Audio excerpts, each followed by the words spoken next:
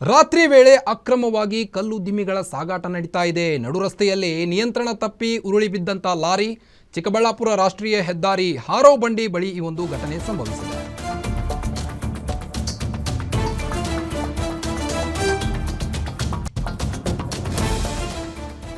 ರಾತ್ರಿ ವೇಳೆ ಅಕ್ರಮವಾಗಿ ಕಲ್ಲು ದಿಮ್ಮಿಗಳ ಸಾಗಾಟ ನಡೀತಾ ಇದೆ. ನಡು ರಸ್ತೆಯಲ್ಲೇ ನಿಯಂತ್ರಣ ತಪ್ಪಿ ಉರುಳಿ ಬಿದ್ದಿದೆ ಲಾರಿಯೊಂದು. ಚಿಕ್ಕಬಳ್ಳಾಪುರ ರಾಷ್ಟ್ರೀಯ ಹೆದ್ದಾರಿ ಹಾರೋ ಬಂಡೆ ಬಳಿ ಈ ಒಂದು ಘಟನೆ ಸಂಭವಿಸಿದೆ. ಓವರ್ಲೋಡ್ ಮಾಡಿ ಸಂಚರಿಸುತ್ತಿದ್ದಂಥ ಅಪಘಾತವಾಗಿದೆ. ಈಗ ಸಂಚರಿಸುತ್ತಿದ್ದಂಥ ಟೈಮ್ನಲ್ಲಿ ಘಟನೆಯಿಂದ 6 ರಿಂದ 7 ಕಿಲೋಮೀಟರ್ ಟ್ರಾಫಿಕ್ ಜಾಮ್ ಆಗಿದೆ. ಟ್ರಾಫಿಕ್ ಜಾಮ್ನಿಂದ ವಾಹನ ಸವಾರರು ಕಿರಿಕಿರಿ ಅನುಭವಿಸಿದ್ದಾರೆ. ವಿಡಿಯೋ ಮಾಡಲು ಹೋದವರಿಗೆ ಹಲ್ಲೆ ಮಾಡಿದ್ದಾರೆ. ಮೊಬೈಲ್ ಕಿತ್ತುಕೊಂಡು ವಿಡಿಯೋ ಡಿಲೀಟ್ ಮಾಡುವಂತೆ ಆವಾಜ್ ಕೂಡ ಹಾಕಿದ್ದಾರೆ. ಚಿಕ್ಕಬಳ್ಳಾಪುರ ಗ್ರಾಮಾಂತರ ಠಾಣಾ ವ್ಯಾಪ್ತಿಯಲ್ಲಿ ಈ ಒಂದು ಘಟನೆ ಸಂಭವಿಸಿದೆ. ದೃಶ್ಯದಲ್ಲಿ ನೀವು ಗಮನಿಸಬಹುದು, ಸುಮಾರು 7-8 ಕಿಲೋಮೀಟರ್ ಉದ್ದಕ್ಕೂ ಟ್ರಾಫಿಕ್ ಜಾಮ್ ಆಗಿದೆ.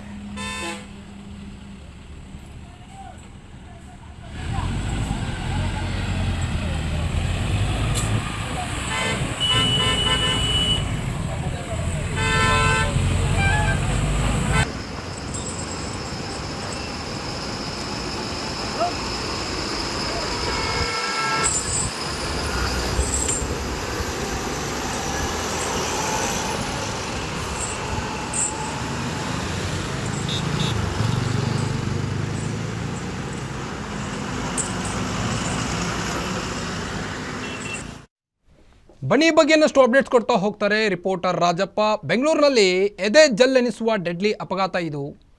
ಏನು ಅಂತ ಈ ಒಂದು ಕಳ್ಳ ಸಾಗಾಟ ಘಟನೆಯಿಂದ 6 ರಿಂದ 7 ಕಿಲೋಮೀಟರ್ ಟ್ರಾಫಿಕ್ ಜಾಮ್ ಆಗಿರುವಂಥದ್ದು ಏನಿದು ಅಂತ?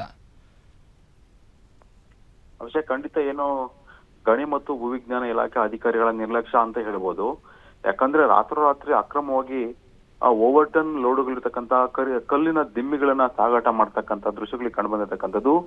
ಇನ್ನು ನಡು ರಸ್ತೆಯಲ್ಲಿ ಒಂದು ಅಕ್ರಮವಾಗಿ ಕಲ್ಲುಗಳನ್ನ ಸಾಗಣೆ ಮಾಡ್ತಾ ಇರ್ತಕ್ಕಂಥ ಒಂದು ಟಿಪ್ಪರ್ ಆಯತಪ್ಪಿ ಉರುಳಿ ಬಿದ್ದಿತ್ತು ನಡು ರಸ್ತೆಯಲ್ಲಿ. ಆ ಸಂದರ್ಭದಲ್ಲಿ ಏನು ಚಿಕ್ಕಬಳ್ಳಾಪುರ ರಾಷ್ಟ್ರೀಯ ಹೆದ್ದಾರಿ ಏನು 69 ಏನಿದೆ ಆ ಒಂದು ಘಟನೆ, ಆ ಒಂದು ರಸ್ತೆಯಲ್ಲಿ ಈ ಘಟನೆ ಸಂಭವಿಸ್ತಕ್ಕಂಥದ್ದು.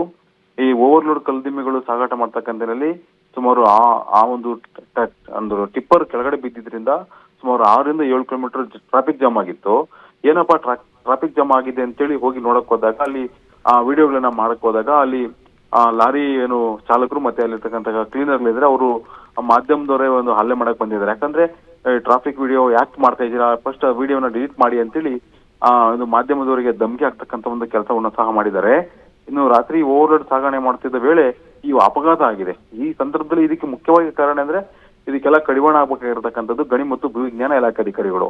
ಇವರು ಕಣ್ಮುಚ್ಕೊಂಡು ಎಲ್ಲ ಒಂದ್ ಕಡೆ ಅವ್ರ ಜೊತೆ ಶಾಮೀಲಾಗಿರೋದ್ರಿಂದ ರಾತ್ರೋರಾತ್ರಿ ಈ ರೀತಿಯ ಒಂದು ಓವರ್ಲೋಡ್ ದಿಮ್ಮಿಗಳನ್ನ ಸಾಗಿಸ್ತಾ ಇರ್ತಕ್ಕಂಥ ಒಂದು ಘಟನೆಗಳು ಚಿಕ್ಕಬಳ್ಳಾಪುರದಲ್ಲಿ ಕಂಡು ಬರ್ತಾ ಇದೆ. ಇದರಿಂದಾಗಿ ಸಾರ್ವಜನಿಕರಿಗೂ ತೊಂದರೆ ಆಗ್ತಾ ಇದೆ, ಮತ್ತೆ ಆ ಒಂದು ವಾಹನ ಸವಾರರಿಗೇನು ರಾಷ್ಟ್ರೀಯ ಹೆದ್ದಾರಿಗಳಲ್ಲಿ ಇದನ್ನ ಬೆಂಗಳೂರು ಕಡೆ ಸಾಗಿಸ್ಬೇಕಾಗುತ್ತೆ.